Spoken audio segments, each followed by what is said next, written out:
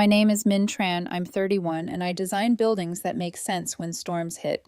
It turns out I needed that skill for people too. Thursday night in Portland was supposed to be small and ordinary. Pasta, a glass of Sangiovese, the soft clatter of plates. Mason, my best friend, Tess, my boyfriend's sister, and I had settled into a two-top turned three-top at a downtown Italian place. Tess, measured, marketing-minded, the kind of woman who color codes travel itineraries, was in the middle of a sentence about a campaign launch when my phone lit up. Ryan, studio ran late. I'm crashing at Tess's tonight. Don't wait up. Love you. It landed like a fork, dropped in a quiet room. I turned my screen so the table could see. Tess went perfectly still, the particular stillness of someone recalculating the last 3 weeks. I haven't seen Ryan, she said finally, low and flat. Not in almost a month. The room shrank to the space between my ribs. I looked at the text again. The casual invention of proximity. At Tess's, while Tess was inches from my water glass. My brain tried to run architecture logic on it. Load-bearing lies, tensile truths. Where will this crack first? I typed back. Me. Cool. Tell Tess I said hi. Tess's phone began to ring like a fire alarm. Ryan, she mouthed, then silenced it. The buzzing came again, relentless. Then the text poured in, his words rapid and sloppy, equal parts sugar and smoke. Why would you say that? You promised you wouldn't ruin this. I told you not to drag her in. Tess turned her screen toward me. I didn't promise him anything, she said, cheek strained. I don't even know what this is. That was the moment the floor plan of my relationship shifted underfoot. Not an explosion, more like discovering, with a fingertip, that a wall you thought was concrete is drywall. I opened my banking app under the table. 3 years ago, when we decided his freelance photography needed room to breathe, I gave Ryan Monroe a secondary card linked to my account. Business expenses only, shoot rentals, printing, gear. The PIN felt like trust, typed in slow motion. The Benson Hotel, 2 charges in 1 week. A jewelry boutique, $1,618. Restaurants I'd never eaten at with him. The list scrolled like a hallway with too many doors. A name blinked in my memory, colder than the wine. Elise Kane. Ryan's ex-girlfriend from college. 8 months ago, he said she'd reached out about a brand collaboration, the kind that could really level us up. Purely professional, he'd said, mouth easy, eyes steady. I believed him. I preferred plans to paranoia. I started taking screenshots, texts, call logs on Tess's phone, my card history. I uploaded everything to a cloud folder labeled, innocuously, Receipt Set A. Mason and Tess watched me in the kind of silence people keep for hospitals and courtrooms. I need to go, I said, tucking my card into the check presenter with a tip that felt like penance for a ruined evening. I'm sorry. Outside, Portland had put on its dignified drizzle. I didn't run. I measured my steps the way I measure spans between columns. 25 minutes to the Pearl District. 25 minutes to decide who I am when the beams give way. By the time the elevator doors opened to my floor, my phone carried more messages than a lobby mailbox. The tone had shifted. Contrition overlaid with accusation. I'm sorry, but you're controlling. I love you, but you never trust me. The paradox of someone begging for forgiveness while assigning blame. My condo welcomed me with the kind of quiet that shows you what a space is made of. I turned on one lamp. The room organized itself. I pulled a banker's box from the closet, measured and safe, filled it with visible pieces of Ryan, the camera strap he kept slung over a chair, the denim jacket he let become a second sofa cushion, the coffee grinder he swore improved our mornings. I changed passwords with the efficiency of a woman who manages municipal timelines for a living. Bank, email, door code. I removed his name from the building guest list and typed out one message that contained no vocabulary for negotiation. Me. We'll talk when you're ready, to be honest. Your things are packed. The door code is changed. Then I powered my phone down, sat on the floor with my back against the couch, listened to the rain negotiate with the window. People assume the worst part is the cheating. It isn't. It's the audacity to lie in a way that implicates a third party, his own sister. The confidence that I'd never check, never compare notes, never notice the math was off. That kind of lie isn't careless. It's practiced. It expects your silence to do half the labor. I slept in fragments, dreamed in receipts, woke at 4:12 a.m. to the shape of the next step. Friday lunch, I read Oregon tenant law like a woman reading a weather radar. No lease, no rent paid, no utilities in his name. A guest, legally. Not an eviction, an exit. The distinction mattered, and the part of me that drafts contracts loved the clarity. My hands steadied. When I turned my phone back on, the messages arrived in a backlog, then paused like a tide catching its breath. A new bubble popped up. Elise K. Hey, are you with him? He said he's breaking the news this weekend. We can finally stop pretending. I stared at the screen as if it were a stranger who'd said my name in a crowd. I didn't respond. I didn't need to anymore. The shape of the structure was clear. I could see the load path. At 2:03 p.m., the building desk called my landline. Ryan had told security there was a relationship emergency. I told them I'd handle it and to note the call. Architects make paper trails. They can hold up roofs. When the knock came, I opened the door to a version of him I recognized, almost. Handsome and hurried, shirt wrinkled in the way that signals artist if you don't know about hotel receipts. He looked past me into a home that had never learned to hide its truths. We need to talk, he said. We will, I said, stepping aside just enough to keep him in the frame of the door. But not like this. He tried for soft first, then sweet, then sharp. I watched the tactics change the way you watch weather through glass, fascinated by the palette, unmoved by the performance. I'll make coffee, he offered finally, like a peace treaty. He moved toward the kitchen island where he'd left his phone, face up, earlier in the week. As if on cue, the screen lit. Elise Kane, calling. He reached for it. I was closer. I pressed speaker with an index finger that has traced more site plans than secrets. Hey, beautiful. Elise's voice flooded the room, too bright for the hour. Still playing house with the girlfriend, or should I book us the usual at the Benson tonight? I'm thinking we finally tell her this weekend. You've been stalling long enough. Time didn't stop, it narrowed. Ryan's face did 3 things at once. Froze, flinched, recalculated. I didn't look away. She's joking, he said finally, the word fraying as it left him. Elise has a weird sense of humor. I ended the call. Set the phone down carefully like a fragile sample in a lab. You have 2 hours, I said. Pack essentials. Tess can coordinate for the rest. He opened his mouth to build a story out of debris. I raised a hand. 2 hours, I repeated. I'll be here to make sure nothing gets broken on the way out. It was astonishing how quiet a home could be while a life was being unbuilt. He moved through rooms, drawers opening and closing like tired lungs. He called his mother. She asked him one question in a voice I could barely hear. Is it true? And then told him to come home. He didn't ask about the law. He didn't want to hear the answer. At 3:58, he stood in the doorway with 2 bags and a box. You'll regret this, he said, like a threat that had forgotten its lines. I already regret what you did, I said. This part is just logistics. The door closed behind him with a softness that felt almost kind. I locked it, changed the code again, sat on the floor, and breathed in a space that had returned to itself. Sometimes the moment a building fails is quiet.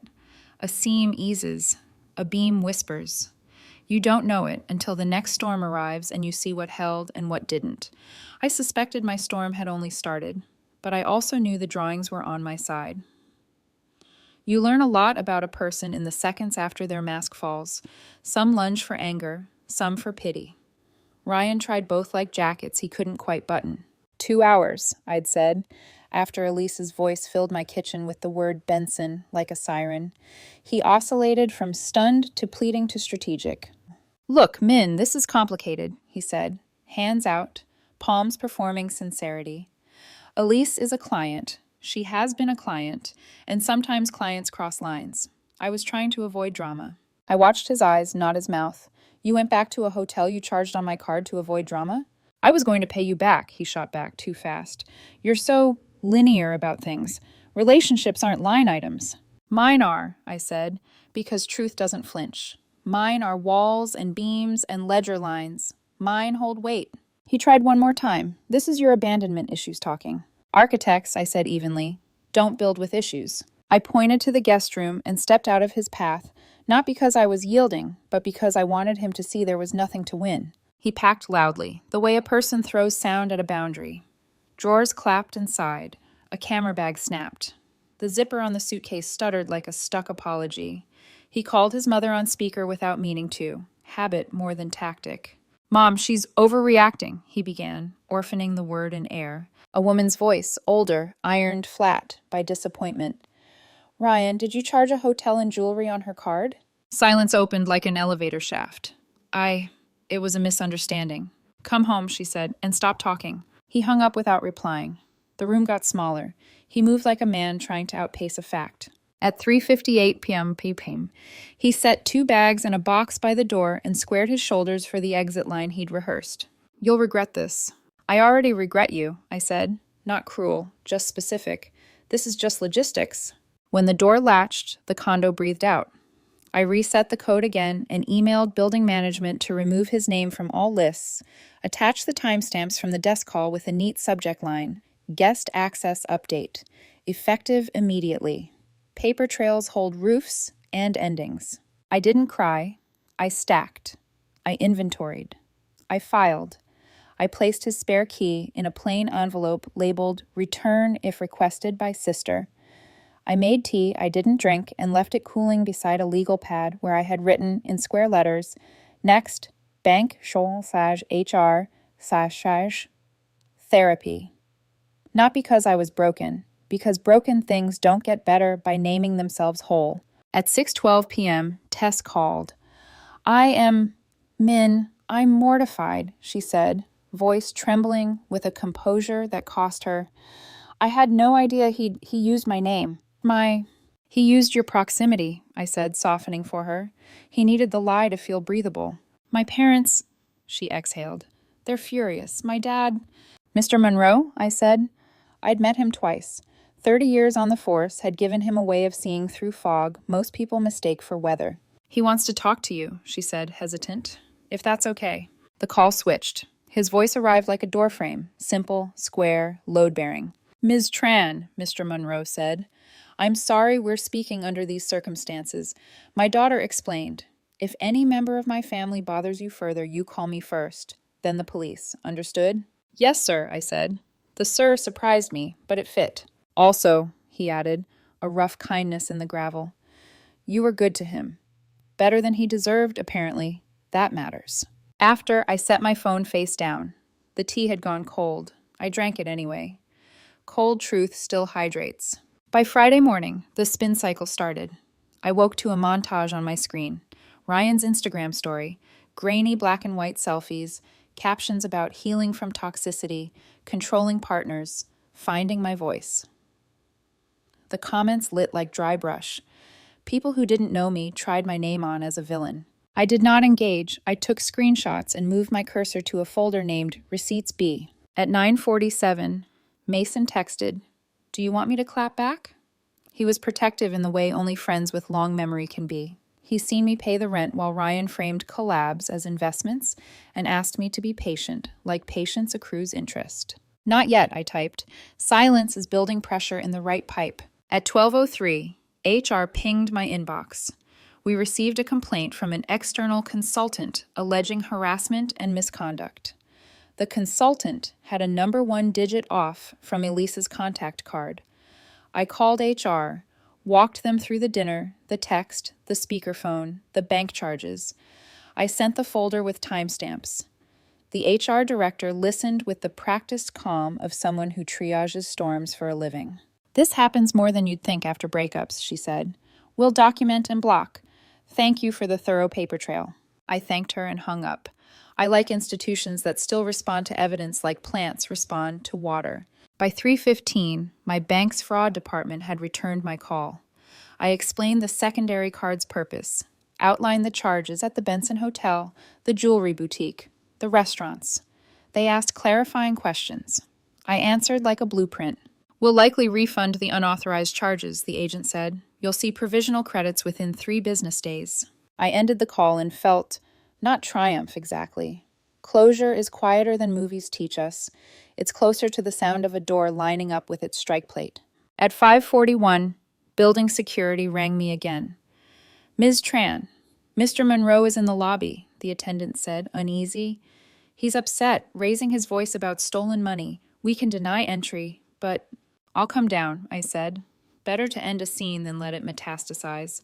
The lobby had that after-work echo, a marble hush made of footsteps and residual perfume.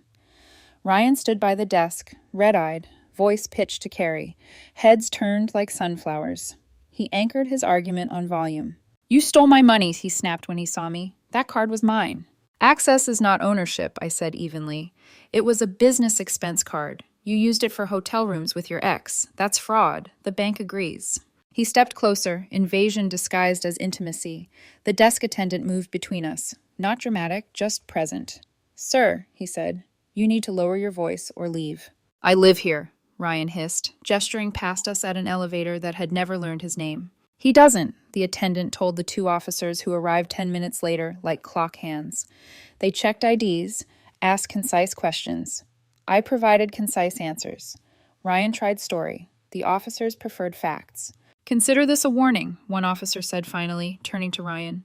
"You return and cause a disturbance. You'll be trespassing." The word worked on him like rain on chalk. He deflated. For a second, I saw the boy inside the man, scared, unskilled at repair, intoxicated by shortcuts. Then he grabbed the last of his performance and stalked out into the Portland drizzle like a director had called action. When the door breathed closed behind him, the officer turned to me. "Document everything," he said. "People don't usually de-escalate on their own." "I've been documenting since Thursday," I said. "I'm an architect." He smiled like he believed me. "Then you'll be fine." That night, Mason came over with takeout and an expression that wanted permission to be angry on my behalf. We ate on the floor. He asked if I wanted to post the screenshots.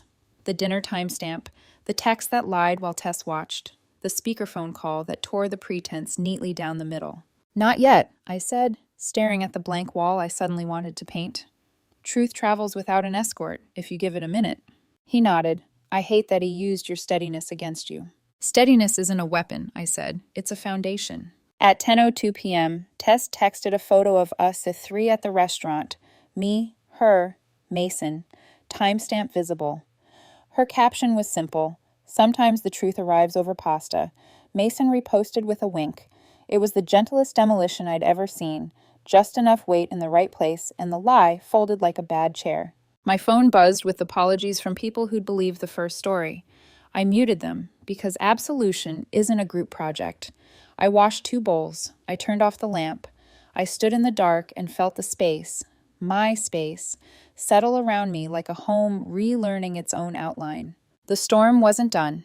I could feel more weather gathering at the horizon, a letterhead with my name on it, fluorescent lights, a judge's patient eyes. I didn't dread it. I draw for a living. I know how to walk into rooms where facts are measured in lines instead of feelings. I know how to make a case stand. I closed the folder on my desktop labeled Ryan, Evidence, and opened a new one, Litigation, if any. Efficiency isn't cold, it's kind to the future. Before bed, I wrote 3 sentences on the legal pad. I am not responsible for someone else's story about me. I will choose facts when feelings try to dress up as facts. Hate is maintenance. I don't do maintenance for men who don't pay rent. I slept like a person who has finally decided which walls to take down. By Monday morning, my silence had turned into its own kind of noise. Every mutual friend, coworker, and second cousin on social media seemed to have an opinion about Ryan's healing journey. The posts were everywhere. Photos of him staring pensively out of windows, captions about rising from control, reclaiming voice, and learning that love shouldn't hurt. Each one came with hashtags like #toxic_recovery and #light after darkness. It would have been funny if it hadn't been so calculated. The comments were split. Half sympathy from people who didn't know either of us, half confusion from those who did. Some even DM'd me privately. "Is this about you? He's acting off." I didn't reply. I just took screenshots, one by one, and stored them in my ever-growing evidence folder. Truth, I'd learned, has gravity. It just takes time for the orbit to pull everything back in line. That afternoon, a notification popped up from my company's legal department. An anonymous complaint had been filed with HR. Professional misconduct, hostile environment. It took 2 sentences of reading before I knew whose fingerprints were on it. I sat across from Alicia, my HR director, a woman who could level a volcano with a stare. She glanced over the documents I'd sent her on Friday. The text, the speakerphone transcript, the police report, the hotel charges. When she looked up, her voice was calm but edged. Ms. Tran, this happens more often than you think. Post-breakup retaliation, weaponized narratives. You've handled this better than most. She tapped her pen once on the desk. We'll dismiss the complaint immediately and block both numbers. If he contacts any employee again, it becomes a legal matter, not a workplace one. Understood, I said. It wasn't satisfaction I felt, more like relief dressed in armor. By Tuesday, the balance began to tip. Tess and Mason had apparently decided that quiet wasn't cutting it. At 6:42 p.m., I got a text from Tess. Check Instagram. I opened it to see her post. A photo of the three of us at dinner that night, everything detonated. Timestamp visible. Her caption. Truth always finds the table. Sometimes it just takes pasta and rain. Mason had shared it too with the simple caption. She said she was here. The effect was immediate. Comments flooded in. People who had doubted me began apologizing publicly. Ryan's narrative unraveled in real time, and by 9 p.m., every one of his healing posts had vanished from his profile. He'd underestimated how small Portland's creative circle really was. Everyone knew Tess. Everyone respected her. When she spoke, people listened. I didn't feel vindicated, just empty.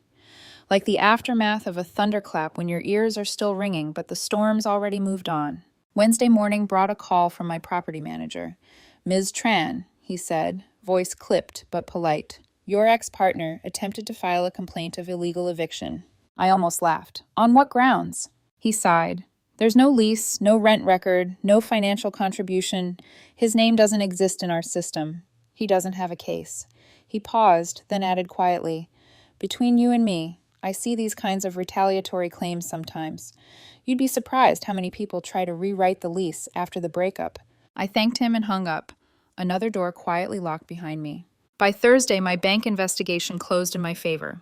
Refund approved. $3,000 in unauthorized charges. They even flagged the account for potential financial abuse by non-account holder. The phrasing was clinical, but it still made my stomach twist. That was what this was, wasn't it? Abuse dressed as artistry. Manipulation disguised as partnership. I transferred the refund into a separate savings account labeled Reclaim. Not because I wanted to touch it, because I wanted to see it. Proof that some systems still work when people don't. Saturday afternoon, just when I thought the worst had passed, the lobby desk called again. Their tone was hesitant. Ms. Tran, he's downstairs again. My pulse didn't even spike this time. I just slipped on my coat and went down. The moment the elevator doors opened, I heard him. Loud, slurred on adrenaline. You ruined my life. You froze my money. You think you're so smart, Min? His voice carried through marble and glass. A handful of residents lingered nearby, pretending not to stare. Ryan, I said, steady but low, you need to leave. You stole from me, he jabbed a finger toward my face. That card was mine. You gave it to me. I gave you access, not ownership, I replied, not raising my voice. You used it to fund your affair. That's fraud, and the bank agrees. He lunged a step closer. The front desk guard, Elliot, a quiet man with calm authority, stepped between us. Sir, you're in violation of the no-entry order, he said. If you don't leave immediately, we'll call the police. Ryan didn't budge, so they did. The officers arrived within 10 minutes. Same pair as last time. The tall one with kind eyes, and the shorter one who did all the talking. They separated us, confirmed ID, verified tenancy records, then turned to him. Mr. Monroe, you've been warned once. This is your second incident. If you come back again, we'll issue a restraining order. Is that clear? Ryan muttered something unintelligible. When they escorted him out, his shoulders slumped, not in defeat, but in disbelief that his performance hadn't landed. As he disappeared into the drizzle, the taller officer turned to me. You've handled this the right way from the start. Keep everything documented. He'll eventually run out of ways to rewrite the story. I nodded. I build things to code, officer, even my boundaries. That night, Mason brought over Thai food and 2 beers. We ate on the couch, muted the TV, and watched the rain streak down the window. He said softly, You know he's going to spiral before he stops, right? I know, I said, but spirals burn themselves out. Mason studied me. You're calmer than I expected. I'm tired, I said, tired in the bones. But calm isn't weakness. It's what's left after the storm takes everything noisy. We clinked our bottles, a small quiet toast to survival. Sunday morning, Tess called again. She'd had coffee with her father, Mr. Monroe, and told him everything. He listened without interrupting, then said only this. She's my daughter, and I love her, but she's embarrassed this family. I won't defend it. When Tess relayed that, I didn't know whether to feel vindicated or heartbroken, because in some strange way, I didn't want Ryan destroyed. I just wanted him honest. Turns out they were mutually exclusive. By Monday, the bank refund was officially processed. $3,000 back in my account. 3 months' worth of creative projects and business dinners wiped off my record. I spent that evening reorganizing my files. Not the evidence, but my life. New passwords, new locks, new playlist.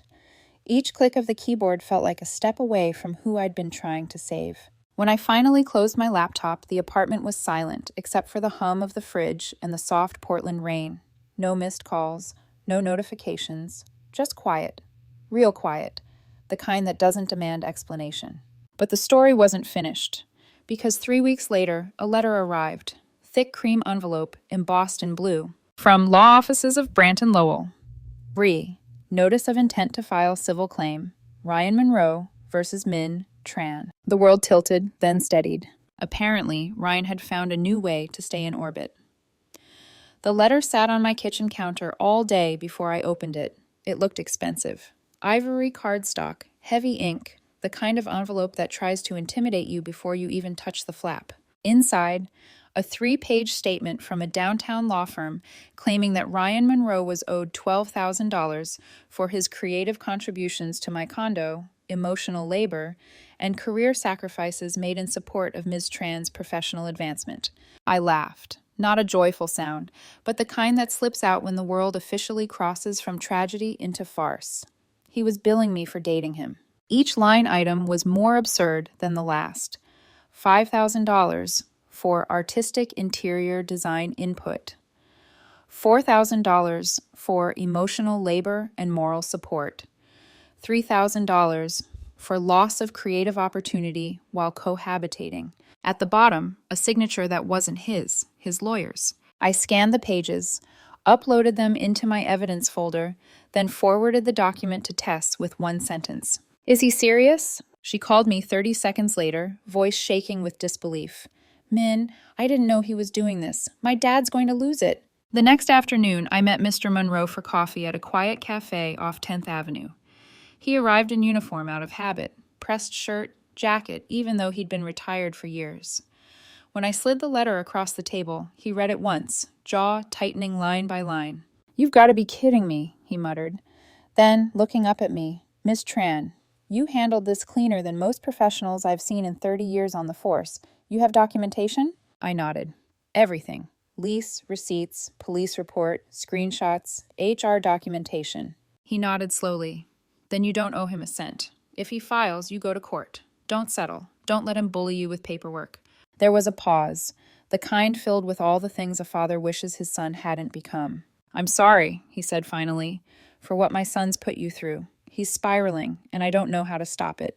I didn't know what to say, so I just nodded. Sometimes compassion is the last proof that someone didn't manage to break you. A week later, the envelope came again, this time stamped Small Claims Court, Notice to Appear. Court date, Wednesday, 9:00 a.m. Fine.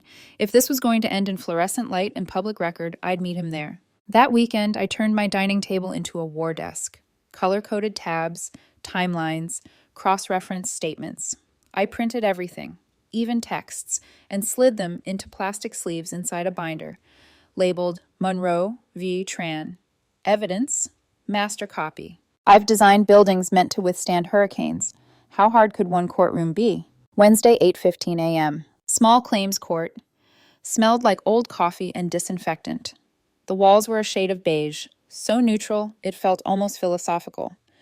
Ryan arrived 15 minutes before the hearing, with the same lawyer who'd signed the demand letter, slick, smiling, carrying nothing but a leather folio. He looked thinner, harder, the kind of brittle that comes from running out of new stories to tell. When he saw me, his face flickered. Anger, embarrassment, something like nostalgia, then back to anger again. We didn't speak. The bailiff called the case, Monroe versus Tran. The judge, an older woman with silver hair and the kind of patience that's earned, not practiced, asked Ryan's lawyer to begin. He stood, buttoned his jacket, and launched into a speech about unjust enrichment, non-financial contributions, and emotional support labor. He painted Ryan as a man who'd sacrificed career opportunities to nurture my success, who'd turned my sterile condo into a home with his artistic vision. I almost admired the performance. Almost. When he finished, the judge turned to Ryan. "Mr. Monroe, did you have a rental agreement with Ms. Tran?" "No, Your Honor," he said quickly. "But did you pay rent or utilities?" "No, but I—" "Did Ms. Tran agree in writing to compensate you for interior design or emotional labor?" He hesitated. "No." "Thank you," she said, cutting him off. "Ms. Tran, your response." I stood, binder in hand, calm as scaffolding. I started from the top. Lease documents showing I was the sole tenant and mortgage holder. Screenshots of his text lying about staying at his sister's. Bank statements proving unauthorized charges, hotel, jewelry, restaurants. HR documentation confirming a false harassment report. The police report from the lobby incident. Tessa's written statement confirming the dinner timeline. I laid them out in order, page protectors glinting under fluorescent light. The judge skimmed through them silently, expression unreadable. Ryan's lawyer shifted in his seat. When she finally spoke, her voice was steady, surgical. "Mr. Monroe, it appears you lied to your partner, made unauthorized use of her credit card, attempted to file false complaints against her, and are now seeking financial compensation for a relationship you betrayed. Is that correct?" Ryan swallowed hard. I want what's fair." "Fair," the judge repeated. "Fair is not what this court provides for heartbreak. Case dismissed with prejudice, meaning you may not refile." She turned to me. "Ms. Tran, you are within your rights to pursue a counterclaim for the unauthorized charges, though I see your bank has already resolved those. My suggestion, let it go. Move forward. You've built your foundation. Don't live in the rubble." She banged the gavel. The sound echoed like closure. Ryan stood frozen, face pale, eyes darting to his lawyer, who was already collecting his papers as if they'd both just read their own obituary. Then the lawyer murmured something about final billing and walked out, leaving Ryan staring at the floor. I turned to leave, but at the back of the courtroom stood Mr. Monroe. I hadn't seen him come in. He stepped forward, removed his hat, and spoke quietly. "That was the right outcome," he said. "She's waiting by the doors. I'll take her home. But Ms. Tran—" He hesitated, eyes heavy with regret. "You were good to him, better than he deserved. If you ever need someone to vouch for your character, you call me." I nodded. "Thank you. That means a lot." He reached out a hand. I shook it. His grip was firm, but his eyes were tired. As I left the courthouse, I glanced once toward the entrance. Ryan was leaning against the wall, hollowed out, his father speaking to him softly, the tone fathers use when the lesson can no longer be softened. "Come on, Ryan," I heard him say. "Let's go home." And for the first time in months, I believed it wasn't my problem anymore. That evening, I went home, kicked off my shoes, and ordered pizza. Mason came over with 2 cold sodas and a grin that was mostly relief. We watched basketball, argued about playoffs, and said nothing about lawsuits, lies, or hotel receipts. Halfway through the game, he looked over and said, "You look lighter." "I am," I said. The weight wasn't just him, it was carrying the story. I smiled for the first time in what felt like forever. For once, there was no storm brewing, just the quiet hum of a home that finally belonged to me again. Life didn't snap back to normal. It settled. Like dust in a shaft of morning light, floating until gravity found a reason to hold it again. 3 weeks after the court hearing, I walked into my condo and didn't feel the echo of his voice anymore. The silence wasn't heavy. It was clean. It had edges again. I could finally tell where my life ended and his had once started. I'd begun reclaiming space in small ways. New curtains, a plant near the window. He always said blocked the vibe. I even changed the artwork above the couch, replaced his self-portrait photo with a minimalist sketch of bridges. Strong lines, open spans, no people, just structure. One Saturday, Mason dropped by with paint swatches and a mischievous grin. "New era? New wall color?" he asked, waving them like tarot cards. "Nothing dramatic," I said, "just something lighter." We spent the day painting and laughing, something I hadn't realized I'd forgotten how to do. Between brushstrokes, he paused and said, "I'm proud of how you handled everything. You never got mean. You just got precise." That word stayed with me. Precise. It's what architecture demands. It's what heartbreak teaches. When the wall finally dried, I stood back and smiled. It looked like clarity. The next morning, I transferred part of the refunded bank money, the same $3,000 he'd wasted on hotel rooms and jewelry, to my mom's account. She'd been wanting to visit her sister in Seattle for months but couldn't afford the ticket. I called to tell her it was handled. There was a pause on the line before she spoke. "I'm proud of you, con guy. You didn't let anger turn you ugly." "Anger's loud," I said, "but truth's quieter, and it lasts longer." She laughed softly. "You always were the logical one." A few days later, as I scrolled through the morning news, a headline caught my eye. "Local photography studio under investigation for business fraud." The name underneath made my pulse stop for half a beat. Elise Kane Studios. Apparently, Elise's company had been inflating invoices, misrepresenting credentials, and double-charging clients for retouched work. Civil suits pending. Her business partner, Ryan Monroe, was listed as a creative consultant. Poetic symmetry, I thought. The house of cards collapsing on both of them, not because I pushed, but because gravity works. I didn't screenshot it, didn't send it to Tess, didn't even tell Mason. Some news doesn't need witnesses. Some endings just want silence. The following week, Tess reached out. Her message was simple. "He's back home for now. Dad made him start therapy. Mom won't let him touch his phone for a while. He's different, quieter." Maybe reality finally landed. I read it twice, then deleted the thread. Because knowing he might be healing doesn't mean I have to watch it happen. Healing isn't a spectator sport. One Sunday, I finally did something I'd been putting off for months. I deleted the folder named Ryan Evidence. Not archived, not hidden, deleted. The progress bar crawled slowly, each file vanishing like a weight unhooking from a chain. When it was done, my desktop was empty. It looked like peace.